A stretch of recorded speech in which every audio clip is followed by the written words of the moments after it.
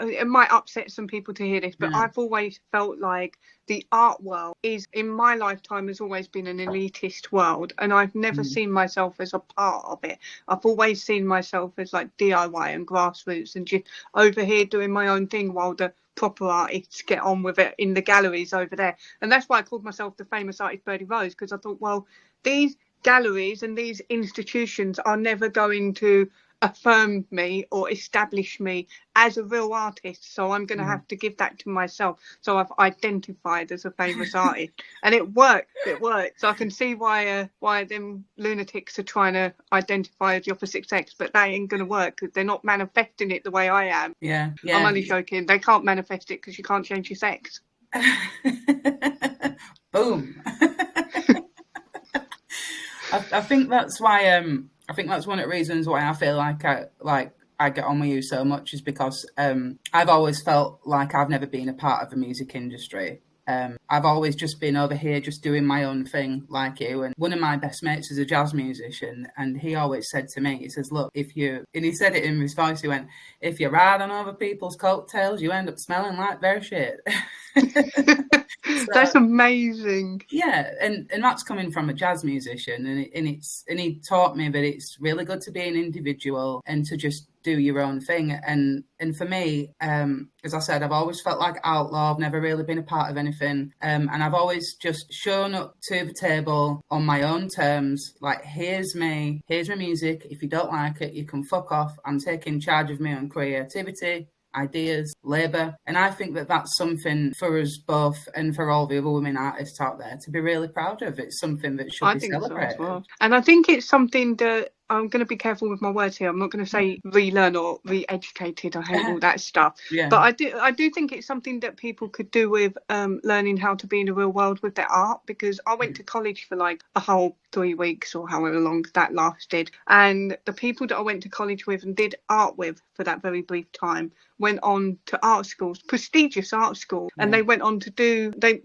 had all the opportunities given to them in that respect. And I remember bumping into them years later in the pub and them asking me, how do you sell your work? Because I'm selling it all the time. I was selling my work everywhere, my paintings or whatever. They were like, how do you sell your paintings? And I said, didn't you learn that in that really expensive art school you went to? They should have taught you this. You paint things and you show people. That's it. Yeah. That's all you have to do. But they didn't learn that. But guaranteed they would have learned a lot of things that I don't know. They probably know all the art history and the art theory and the art philosophy, art psychology, whatever it is you want to call it. And they probably would have done a hell of a lot of networking to get into that world that I'm not invited to. I'm self-taught as a musician. I don't even know why I write songs. It's just something that I've always done, and I don't know why I do it. And I don't like to stress myself out thinking why. I don't like that analysis paralysis thing. I think it just kills it, you know? Yeah, I love that you said that, because I feel the same. I'm the same way. It's just, I guess you could just call it like a hunger I was born with, or a calling. I've got no idea why I do what I do. So when people ask me, I'm just like, I don't know. And it's interesting because all my favourite musicians, they never went to music college or had a lesson to learn how to play guitar. The most successful songwriter of all time, which was Paul McCartney, he never went to music college or learnt how to read music. He just writes it all and hears it all in his head, and then he'll be conducting an orchestra and he'll just go, right, you on that bendy brass thingy, you go bump, bump, bump, bump, and you go dig-a-dig-a-dig-a-dig, and that's, you know, it's just all on instinct and on feeling. And that's where it all starts for me as a songwriter. It starts with the ability to have the freedom to feel my own feeling and feel my own emotion, and the rest of it's just all hoity-toity. What's the word I'm looking for? Can't remember what the word I'm looking for is, but it's just all nonsense. It's just all fluff. It's all fur coat and no knickers. I felt that way. I felt like it was really, it was, do you know what it was? It was how to overthink and never get anything done. That's what art was like for me in college for a few weeks, because we started this thing where you're like leading to like the what do they call it, it's not a season, is it the term of that course, and you do like you lead up to a painting. But I just went home and did a painting, and I was like, right, I've done my painting. And then the teacher sat down and explained to me, no, I wasn't supposed to do a painting. the next few months, we're just filling up this scrapbook full of all your workings out of how you're going to do the painting and what each bit of it means and what colours you're going to use. And I was like, but that's not how I work as an artist. I just do it when it's in my head. And it's not that I plan it or think about it. I'm compelled, and there's a feeling that needs to be translated, or there's a story that needs to be interpreted and put onto whatever media that you or I would put it onto. So that's not how I work. In the schools, they were trying to train you to do it like a maths calculation, you know, where you got to do it, work it out all the different ways, and there's different methods of getting to the same number. And I was like, but that's not how that's just not me. It's not me. I can't do it. You can't make me. You can't force me. I got a bit like that. You can't make me do it. I've done my painting now. You can't make me do all the other shit. Yeah, that analysis paralysis shit, it just kills art. And I always find that the people who criticise art are always like failed artists who never had the balls to actually make art. And that's why they're critics. And I think that critics have got a lot in common with these men in dresses, really, is in that, you know, they're like eunuchs, you know, they want to, but they can't. So much in common. Yeah. They want what they can't have because they haven't got it. Yeah. I got the opportunity to speak to one of my favourite artists called Ralph Steadman, and him and Hunter S. Thompson, the dynamic duo, we had a really, really interesting conversation about the punk scene. And Ralph gave me some fantastic advice for being an artist. And he said you should never look at punk or whatever as some kind of religion or something with all these rules. And he said that as an artist, you should be absolutely in tune with everything that is going on around you at any given moment. And if something sparks you in some way, then you should absolutely explore that. And he said sometimes it leads somewhere and sometimes it leads absolutely nowhere at all. It's the journey, to have the freedom to do that and to feel how you feel about whatever's going on around you. I've really held on to those words throughout everything that's been happening to me this year, you know, and it really helps me stay true to myself and true to my core as a human being and as an artist, you know, especially, you know, at this time where,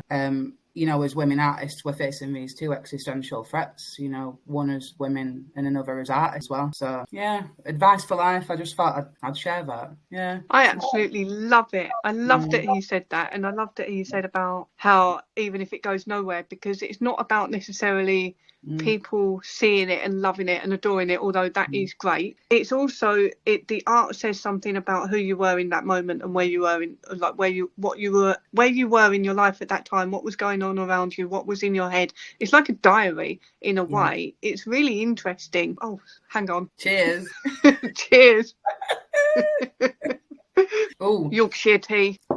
The best. So good. Yeah. Yeah. So sorry, I got distracted. Yeah. It's not about the art always going somewhere. We're living in a culture at the moment that something has to be made of everything. Yeah. And actually sometimes something happens and it could be a terrible thing or an amazing thing, and it just is. And you can't make anything else out of it. It just is. That's why I called my new album Beauty After Bruises, because to have beauty, you need to have sorrow and ugliness as well. It's not one dimensional. It's like a balance, isn't it? There's always a balance somewhere in the world. Yeah. It's all got to balance out. Yeah. It's part of being human, and it's the human condition. Do you find the human condition interesting as an artist yourself, as a musician? I think everything to me and about the way I see the world is about the human condition and my human condition. And in order to explore my human condition, I need to be able to have a freedom to explore those shadow aspects and the ugly parts of myself as well. And those experiences and those parts of myself need to be honoured as part of the full human experience. So that's why, that's why my music is... I class it as being art and not propaganda. Yes. I've had the propaganda argument a lot with people claiming that my art is propaganda. And I've kind of thought about that a lot, because a little bit of me was like, is it? And then I thought, well, it's not, because I'm not being like told by the government to promote it. I'm not being sort of like, this isn't government approved art. This is just stuff I like to do. So it can't be propaganda. Not that everything that's propaganda is government approved, but you know what I mean. It's not like I'm not lying to people or trying to get them to buy into an idea that isn't real. More importantly, you're not lying to yourself as well. I can't. it's torture. I think people are, and that's the problem with what's happening a lot in the world today, not just the world, but I think narrow it down to just our culture rather than go into the world right now because it's overwhelming. But even just in our culture, people are they don't feel able to be true to themselves because there's certain things you're not allowed to say, and if you're not allowed to say them, you're not allowed to think them, because what you say is what you allow yourself to think, in my opinion. So because I wouldn't necessarily say something out loud if I don't dare to think it. So I think there's a lot of holding back on what you say and what you are, but at the same time there's this obsession with like authenticity. So when it comes to the human condition, we are obsessed with becoming our true selves and stripping ourselves down to the core of who we are and discovering that and then flourishing and building on that. But instead what a lot of people are doing, especially with the trans thing, but also outside of that, is replacing how they're journeying from the inside with fixing things on the outside and getting surgery and cosmetic, putting things on, taking things off, do you know what I mean, like bits of their body, injections in their face, all this other stuff. Not that I'm against all of it, because I think you can do what you want as a grown-up, but I'm just wondering where that comes from in terms of how people, like, what do people want to achieve in the long run? I have so much respect for anyone and any artist who doesn't lie to themselves and who doesn't pretend to be perfect and who doesn't pretend to be some kind of solid, upstanding citizen, because nobody is perfect. None of us are. So I think these works just need to get over it and accept that. But where I'm at in my life, and I've actually been feeling this way for as long as I can remember, it's like I can't hang out with anybody who takes themselves so seriously and thinks that they can write their own Bible and impose that on everybody else. I don't like artists or musicians who tell me how to think and what I can and can't say, and I don't like being sat in the pub having a drink and someone tells me who I should vote for. I think it's just such a napalming narcissistic role, and it is a role, that I'm just not going to trade in my reality for. I find it interesting that people like me and you seem so allergic to this. Yeah, it's so much of a flavour on the art scene for people to be like that. It's such a big thing. Like, it's almost everyone we've encountered has been selfish, narcissistic, in it for themselves, willing to stomp on whoever, and not even always that talented. And they're so short-sighted and they think they know it all, and then they're on the left, so they're the good guys, and anybody who's even questioning anything that is the approved narrative on the left is the bad guy. It's just this attitude is so unsustainable, not just personally but culturally as well. It's not gonna go on for long. I think cancel culture is murdered by the back door, and it's for cowards who don't have the balls to take you out themselves. So what they do is they take away your income and your reputation and your food and your roof, and they would happily see you out on the street homeless or in jail or dead. And it's attempted murder. It's deep Lenny Bruce shit. And I don't understand why more people don't see it as that. That's how I look at it in my subjective reality. I think when it comes to artists, I think a lot of it comes down to jealousy rather than the artist actually believing that they're... Well, actually, I do think a lot of these artists and musicians do think that they are intellectually and morally superior.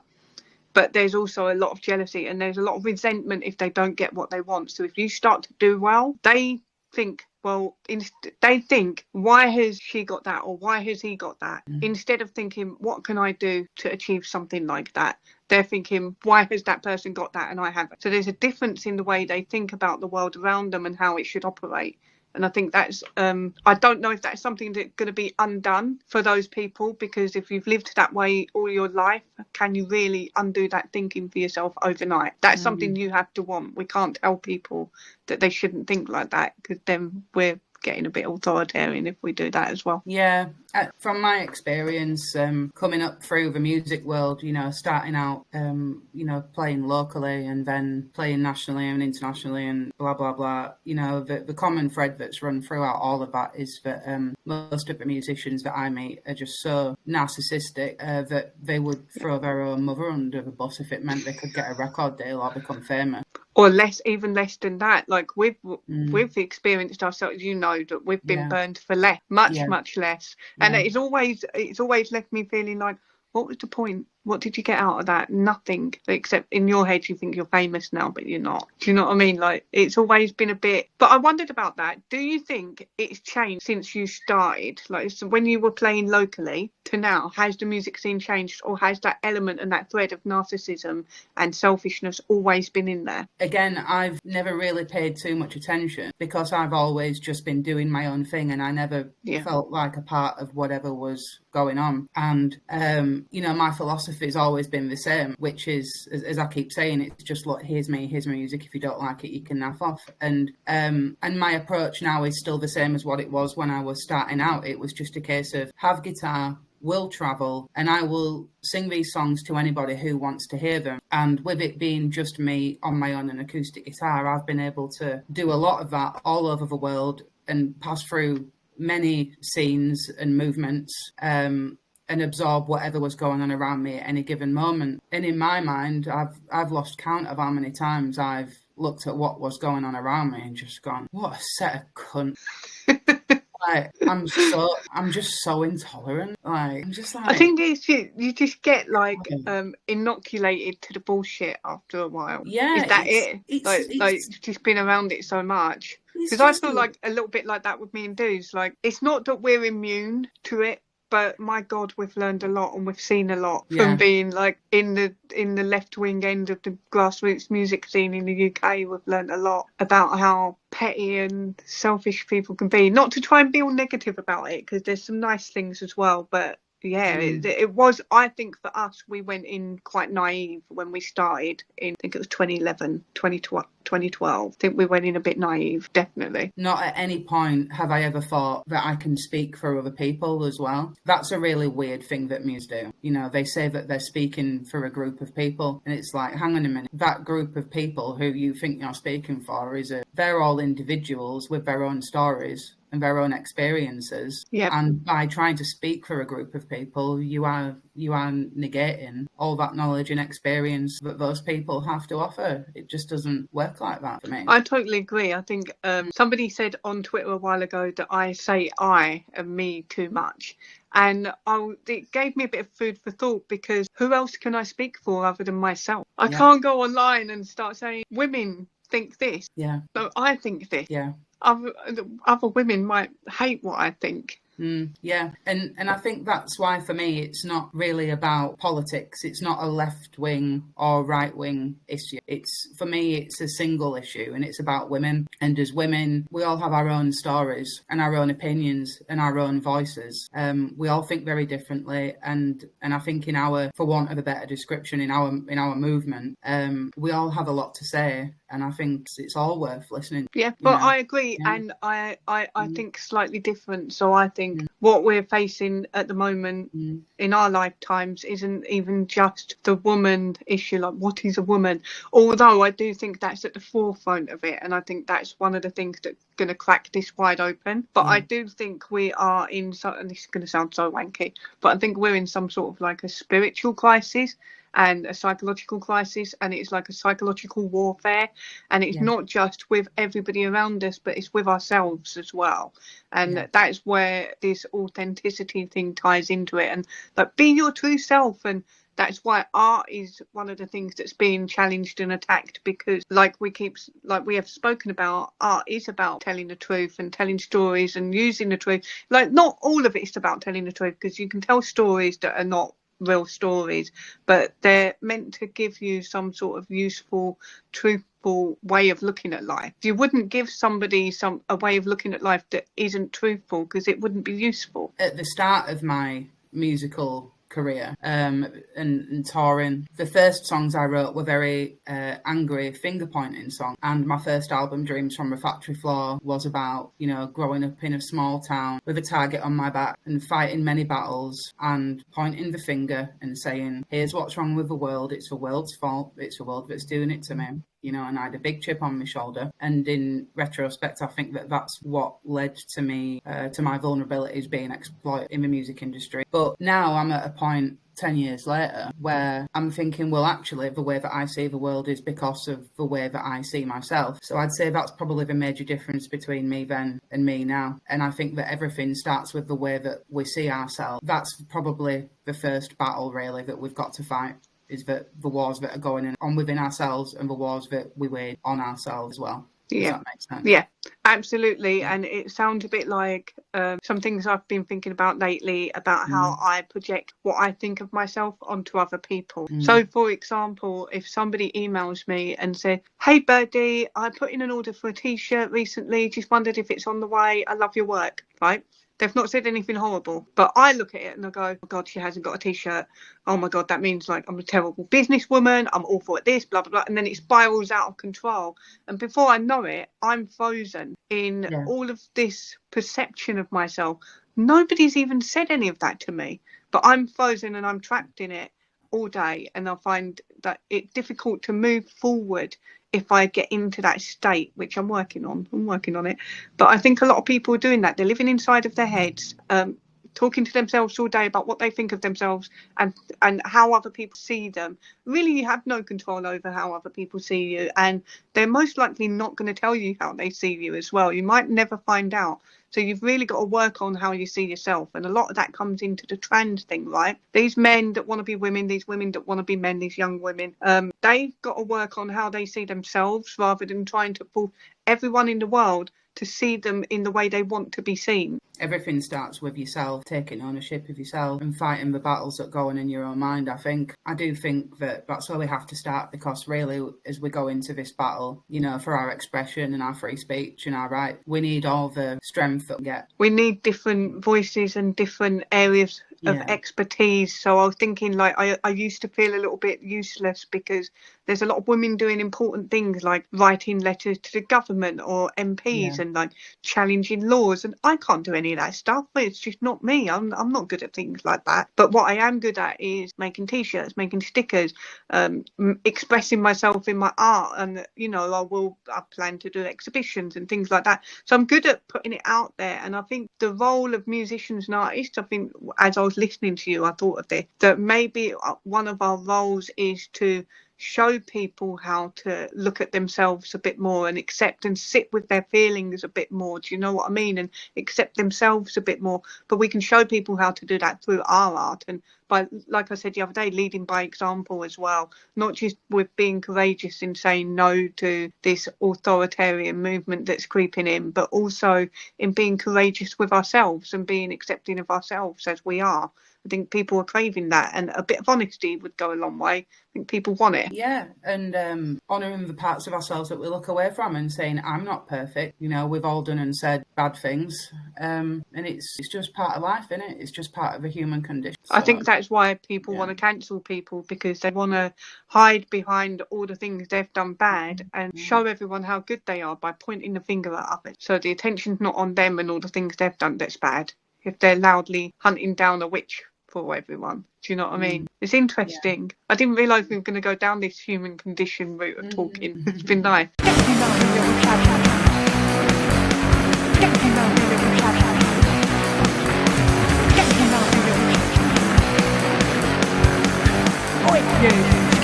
Now, little chat.